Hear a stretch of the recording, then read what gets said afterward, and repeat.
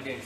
Today, for our exhibition, I present myself, Yogesaran, representing for our group to explain about heat pump machine kits. The heat pump kits are used to calculate the COP, coefficient of performance. So, the main machine will be consist of pressure 1, pressure 2, and 6 temperature. Temperature in, temperature out, temperature 1, 2, and 3, and 4.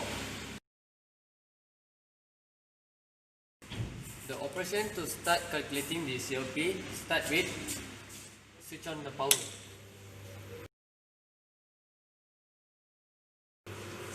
The circuit are started to working.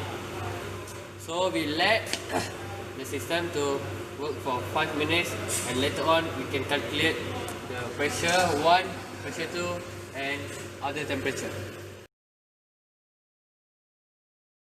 After 5 minutes of working process, we can take the measurement of the temperature. Thank you.